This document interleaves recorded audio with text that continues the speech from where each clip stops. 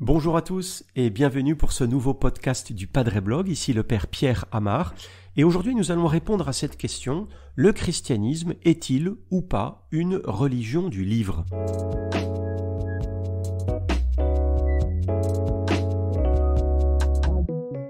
C'est vrai que on l'entend ici ou là, dès lors qu'on veut faire référence aux trois grandes religions que sont à la fois l'islam, le judaïsme et le christianisme, eh bien pour aller vite, ou bien pour être un peu rassembleur, eh bien on parle des trois grandes religions du livre. Par exemple, récemment, le président Emmanuel Macron, lors de son dernier voyage en Israël et en Palestine, c'était en janvier dernier, janvier 2020, il n'a pas manqué d'utiliser cette expression, à la fois par oral et puis ensuite dans un tweet.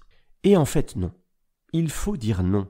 Le christianisme n'est pas une religion du livre à proprement parler. Il faudrait mieux parler de religion de la parole et même de la parole incarnée. Et on va essayer de voir ensemble pourquoi c'est important de faire cette distinction et de refuser le fait de dire que le christianisme est une religion du livre. Alors, pourquoi c'est important ? D'abord, il faut le dire, l'expression elle vient du Coran. C'est la sourate 29, le verset 46. C'est intéressant de le souligner, d'abord pour relever l'origine de l'expression et pour dire surtout que, assurément, bien sûr, l'islam, lui, est une religion du livre. Pour un musulman, le Coran, c'est bien Dieu qui écrit. Et c'est d'ailleurs ce qui pose problème, puisque ce qui est écrit dans le livre, le Coran, ne peut être ni modifié, ni discuté. Il n'y a pas d'exégèse possible en islam.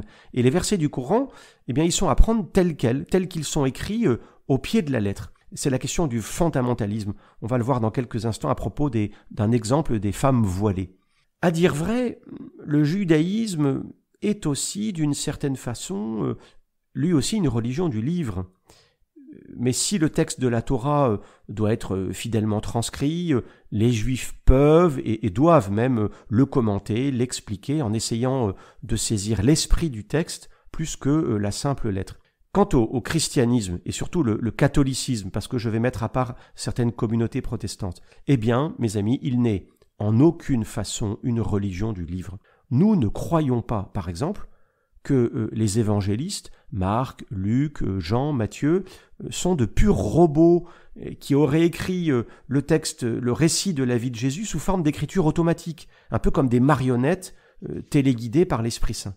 Bien sûr, nous pensons et nous disons, nous autres chrétiens catholiques, que la Bible est la parole de Dieu, que les textes de la Bible sont inspirés. Mais ce n'est pas le livre qu'on honore, c'est d'abord son contenu. Tout n'est pas à prendre systématiquement au pied de la lettre dans la Bible.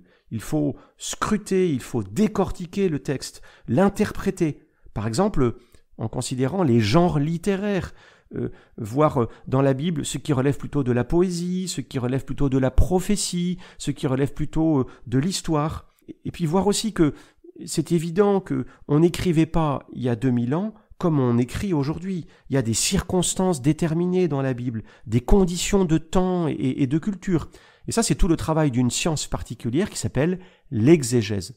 On s'efforce, les exégètes, ils s'efforcent de pénétrer, d'exposer plus profondément le sens de l'écriture, afin que le jugement de l'Église mûrisse, à la fois dans sa tradition vivante et puis dans son magistère. Alors ça nous éloigne donc des musulmans, qui disent que le texte du Coran, c'est l'enseignement mot à mot reçu de Dieu dans la matérialité du texte imprimé ou manuscrit. Et nous, les chrétiens, nous pensons plutôt que c'est dans la parole évangélique proclamée et pas du tout dans l'assemblage des lettres qu'il faut chercher l'enseignement de Dieu. Et ça, c'est pas sans conséquence. Prenons un exemple. Dans le Coran, sourate 33, verset 59, puis aussi dans la Bible, c'est la première aux Corinthiens, chapitre 11, verset 6, ça c'est la lettre de Paul aux Corinthiens, eh bien ces deux textes affirment que les femmes doivent être voilées. Mais les chrétiens, eux, ils disent que l'affirmation de saint Paul, elle est liée au contexte de son époque. Les musulmans disent, eux, que c'est pas à discuter et que toutes les femmes doivent être voilées. En fait, faire d'un livre la transcription matérielle, parfaite de ce que Dieu a dit aux hommes une fois pour toutes, eh bien ça oblige obligatoirement à refuser toute interprétation des textes sacrés. Et ça, c'est une porte ouverte au fondamentalisme, bien entendu. Alors 2-3 choses pour aller plus loin et pour terminer. D'abord pour dire que Jésus n'a rien écrit, si ce n'est un jour dans le sable, lorsqu'on lui amène une femme adultère, on ne sait pas trop, il écrit des signes dans le sable. Et pourquoi il n'a rien écrit? C'est parce que moi je pense qu'il est lui-même la parole, le Verbe de Dieu qui s'incarne, l'accomplissement des promesses et des prophéties. En fait, le message, c'est lui. Et comme le dit le philosophe et sociologue canadien Marshall McLuhan, il est mort en 1980, c'est un homme qui était profondément catholique, converti d'ailleurs, il l'a résumé lui en une phrase, il dit « The medium is the message », c'est-à-dire que le média, le messager est le message. Jésus est lui-même le message. Donc en fait, d'une façon générale, le christianisme ne saurait en aucune façon passer pour une religion du livre, une sorte de parole écrite et muette. Le christianisme, c'est une religion de la parole, une parole incarnée en Jésus. Et mieux encore, le christianisme perçoit dans les paroles de la Bible la parole de Dieu, le logos en grec, une parole qui déploie son mystère à travers cette multiplicité. C'est pour ça que le texte de la Bible n'a jamais fini de nous dire des choses. Beaucoup d'entre nous, je l'espère, ont fait cette expérience lors d'un partage d'évangile, lorsque un même récit résonne de façon différente dans le cœur de chacun et de chacune. Il produit des fruits différents et tous très beaux et très riches. Voilà. J'espère vous avoir convaincu qu'il faut définitivement tordre le cou à cette idée fumeuse que le christianisme, le judaïsme et l'islam sont les 3 religions du livre.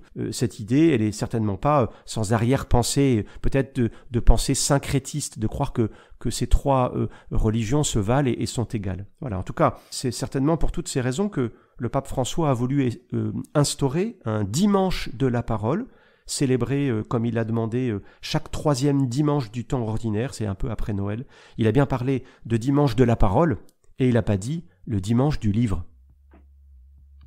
Voilà, merci en tout cas d'avoir écouté ce podcast. Continuez surtout à nous poser vos questions sur les réseaux sociaux.